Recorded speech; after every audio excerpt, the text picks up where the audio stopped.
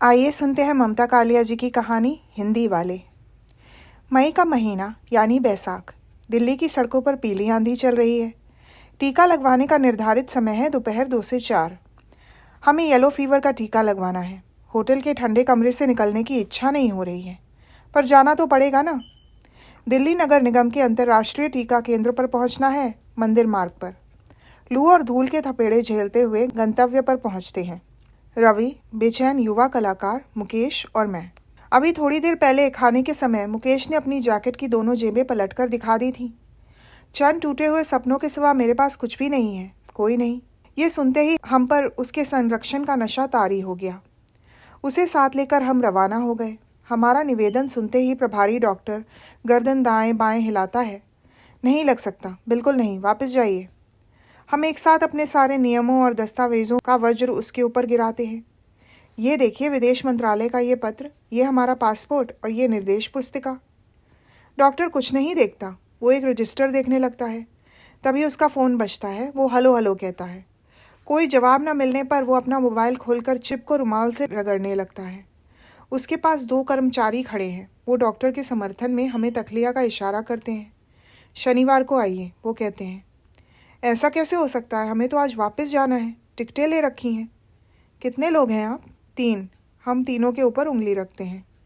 देखिए, हमें ऑर्डर है, जब तक 5 मरीज इकट्ठे ना हो जाएं, तब तक वैक्सीन बाहर ना निकाला जाए। एक साथ 5 को लगाने वाली शीशी है हमारे यहाँ। मरीज को इन बातों से क्या मतलब? बिल्कुल है, बिल्कुल होना चाहिए। जाइए 2 और मरीज लेकर आइए। हम तो यहाँ किसी को जानते तक नहीं, किसको लाएंगे? शनिवार को आइए। आज बुधवार है। हम मन ही मन हिसाब लगाते हैं। 3 दिन और ठहरने का मतलब है होटल का किराया 3000, वाहन, भोजन कम से कम 2000, यानी पूरे 5000 का खर्च। टिकटों की वापसी में भी कुछ चोट लगनी है। अपने पर गुस्सा भी आ रहा है। अच्छे भले अपने शहर के एक कोने में बैठे थे, कहानी उपन्यास लिखते। क्या ज़रूरत थी विश्व हिंदी सम्मेलन के बुलावे को इतनी गंभीरता से लेने की? घूमने की ललक उठी कि हिंदी की हुड़क।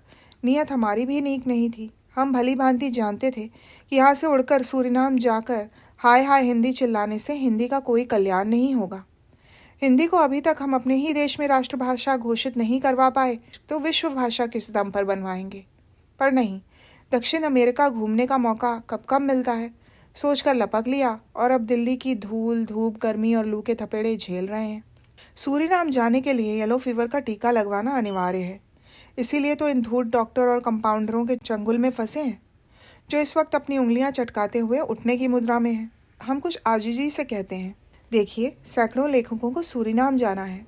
आप वैक्सीन निकालकर हमें टीका लगा दीजिए, जल्द ही और लेखक आ जाएंगे। आपकी दवा काम आ जाएगी। ऐसे कैसे कायदा तोड़ दें जी? खुलते ही शीशी बेकार हो जाती है। हम मरीजों की ज़िंदगी से खिलवाड़ नहीं कर सकते। इस बहसबाजी में 3 बज जाते हैं। हम चारों तरफ नज़र डालते हैं। 4-5 बड़े बड़े कमरों का टीकाकरण केंद्र है। यहाँ हर कमरे में एक तरफ डॉक्टर की कुर्सी लगी है जो खाली पड़ी है। लगता है नगर निगम में लंच टाइम लंबा चलता है। हम एक और कोशिश करते हैं। देखिए, अगर घंटे भर में 2 मरीज़ आ गए तो आप टीका लगा देंगे? बिल्कुल, हमें क्या तकलीफ़ है। तब तक आप अतिथि कक्ष में बैठकर आराम फरमाइए। बैठिए, गप्पे लड़ाइए, ठंडा पानी पीजिए, पर हमें नियम तोड़ने पर मजबूर मत कीजिए।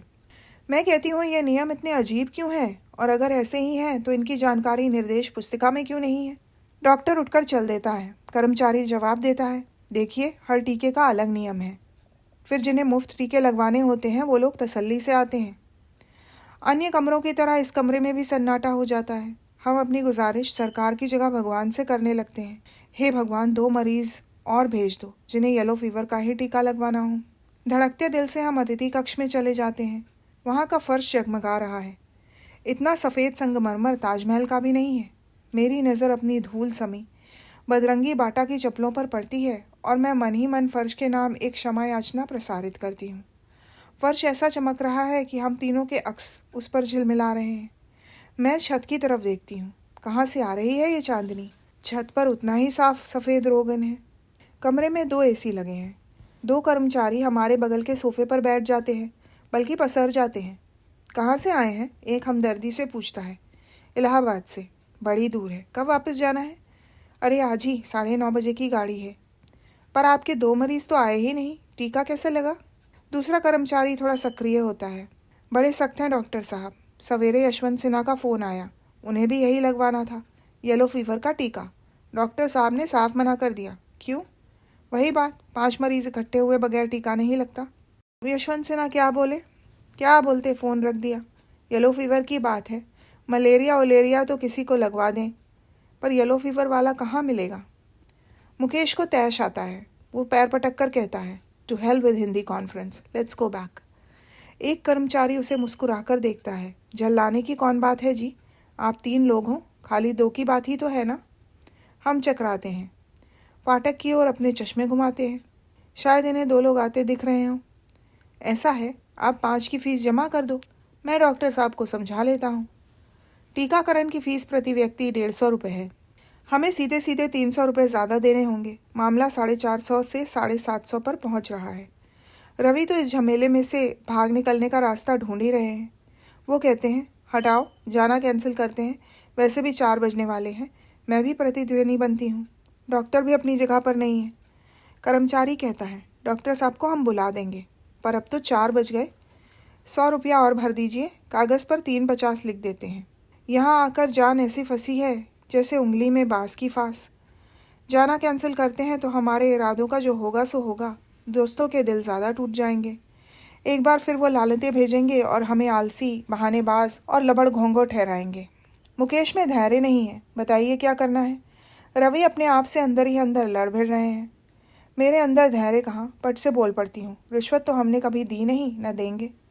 यह कर्मचारी तड़प कर बीच में आ टपकता है, बहन जी, ये रिश्वत नहीं है, ये तो नियम की भरपाई है।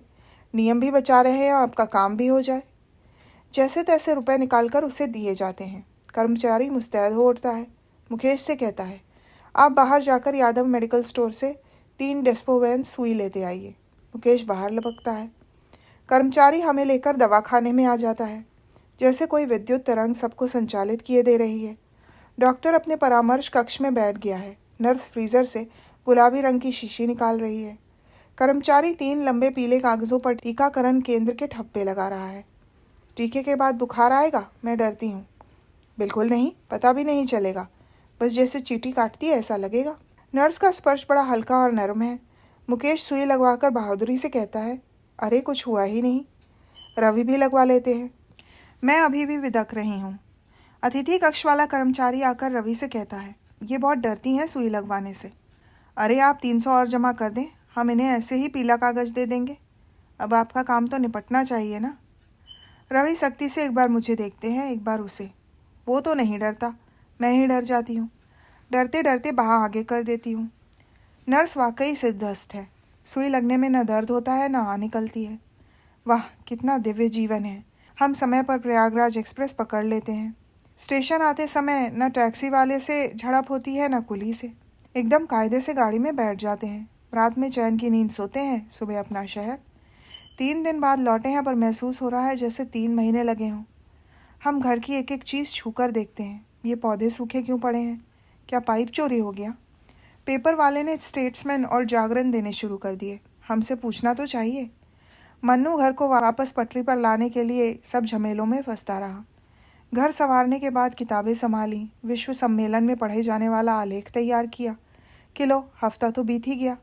जाने के दिन एक बार फिर सूटकेस में कपड़े जमाने का कार्यक्रम शुरू ही हुआ था कि आ पहुंचा आयोजक परिषद का पत्र। पत्र का सूत्र वाक्य ये था कि प्रतिनिधियों की बड़ी संख्या और धन की सीमा के कारण हम में से एक का व्यवहार परिषद उठाएगी और दूसरा अपने लिए प्रायोजक ढूंढे।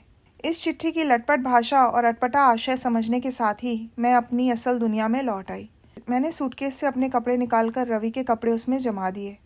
आयोजक को मैंने लिखा, मैं टूथपेस्ट, शैम्पू या क्रीम नहीं हूँ जिसका प्रायोजक मिल जाए। भला एक लेखक अपना प्रायोजक कहाँ से लाए? होती मैं पान मसाला, साबुन, जूता या मच्छर मार मलहम तो मेरा प्रायोजक मिल जाता। लेखन और लेखक का क्या तो माल और क्या उसकी मंडी। वर्कशॉप में पड़े हैं कुछ अधूरे उपन्यास, कच्ची पक्की कहानियाँ और ढेर सा हिंदी प्रेम। इनमें से एक भी चीज़ मंडी में ले जाने लायक नहीं। मंडी में वही माल उतरेगा जिसमें 10 रुपये लगाकर 50 रुपये लौटे।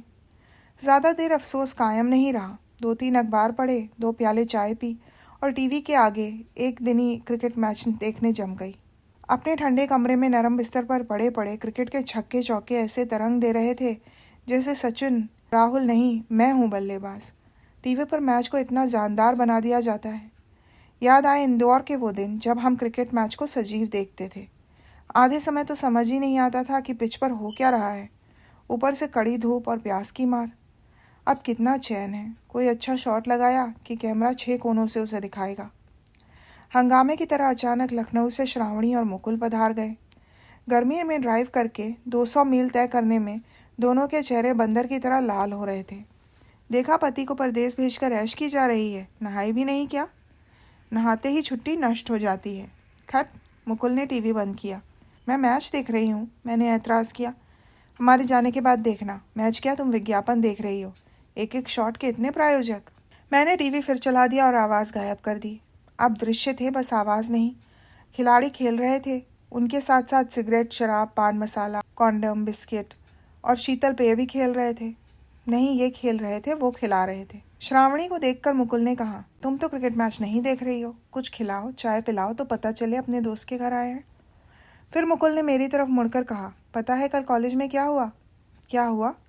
मेरी और श्रावणी की भावभंगिमा ने पूछा। डॉक्टर दास की क्लास में न जाने कहाँ से वो मरगिल्ला कुत्ता घुस गया। वो इस वक्त मिल्टन के पैराडाइज लॉस्ट के महत्व पर व्याख्यान दे रहे थे। तुम्हें पता है दास साहब 20 बरस ऑक्सफोर्ड में रहकर लौटे हैं। कितने हाई क्लास आदमी हैं वो। आगे बोलो जल्दी, क्या हुआ? पहले तो कुत्ता इधर उधर घूमता रहा, फिर उसने भौंकना शुरू कर दिया। डॉक्टर दास ने कहा, a you doggy, go away will you. कुत्ते पर कोई असर नहीं हुआ, वो वैसे ही भौंकता रहा। एक लड़के ने कहा, सर कुत्ते को अंग्रेज़ी नहीं आती। डॉक्टर दास ने कहा, यू आर राइट, कुत्तों को अंग्रेज़ी नहीं आती। सारी क्लास हंस पड़ी। तभी सामने की बेंच से एक लड़का उठा और उसने अपना रजिस्टर फेंक कर कुत्ते पर वार किया। कुत्ता भाग खड़ा हुआ। असली ड्रामा तो क्लास के बाद हुआ। डॉक्टर दास के चले जाने के बाद लड़कों में इस बात पर बहस छिड़ गई कि डॉक्टर दास ने कुत्ते शब्द का बहुवचन क्यों इस्तेमाल किया। कुछ हिंदी वाले लड़के गुस्से में आ गए। हमको खूब पता है उन्होंने किसके लिए कहा। बाकी लड़के उन्हें तसल्ली देने लगे, पर हिंदी वाले उखड़ गए। डॉक्टर दास हमेशा अंग्रेज़ की तरह सोचते हैं। वो अंग्रेज़ी क्या पढ़ाते हैं, अपने को अंग्रेज़ की औलाद समझते हैं। वो क्या अपनी चमड़ी का रंग नहीं पहचानते? अरे बात की बात में मामला इतना भड़क गया कि कॉलेज में दास साहब के विरुद्ध आंदोलन छिड़ गया। सब लड़कों ने तय किया कि इंग्लिश की कक्षाओं में कोई नहीं जाएगा। श्रावणी बोली, कब तक चलेगा बहिष्कार? आखिर इम्तिहान भी तो सर पे है। मैंने कहा, डॉक्टर दास ने हरकत तो बहुत गंदी की। जब तक वो माफ़ी नहीं मांगेंगे हड़ताल चलनी चाहिए। तुम भी आखिर हो एकदम हिंदी वाली ना, बात बात में तुनक जाना। इज्जत को नाक की नोक पर लेकर बैठे रहते हो तुम लोग। मजाक को मजाक की तरह लेना चाहिए था। इसे मजाक नहीं उड़ाना कहते, इसे मजाक नहीं मजाक उड़ाना कहते हैं, मैंने कहा।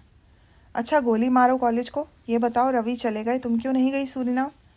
ये श्रावणी पूछ रही थी। क्या करती, मुझे कोई प्रायोजक ही नहीं मिला। मेरा वो लोग क्या करते, क्या अचार डालते? अपने प्रकाशकों से कहती। दिमाग में ज़ीरो पावर का बल्ब जला। ये क्यों नहीं याद आया? लेखक का प्रायोजक प्रकाशक तो हो ही सकता है। इतनी किताबें हैं, सभी का कोई ना कोई प्रकाशक है। सौभाग्य से सभी बड़े आदमी हैं, सब हिंदी प्रेमी भी हैं। मैं तो इस दृश्य की कल्पना से ही लोटपोट हो रहा हूँ। मुकुल ने चाय में एक और चम्मच चीनी डालते हुए कहा, तुम बोलने खड़ी होती। तुम्हारी एक बाँह पर राजकमल लिखा होता तो दूसरी पर वाणी। तुम्हारी साड़ी की पटली से पेंगुइन चुपकी होती और कमर से काली। ऐसे में तुम क्या बोलती और क्या नज़ारा होता। हम सब हंसने लगे। हमें महसूस हुआ हमारे ये 11 खिलाड़ी सचमुच बड़े खिलाड़ी हैं। इनके कंधे, कॉलर, घुटने, पीठ, पेट सब प्रायोजित हैं। फिर भी ये न सिर्फ खेल रहे हैं बल्कि प्रतिद्वंदी टीम के छक्के भी छुड़ा रहे हैं। तो ये थी ममता कालिया जी की कहानी हिंदी वाले। सुनने के लिए धन्यवाद।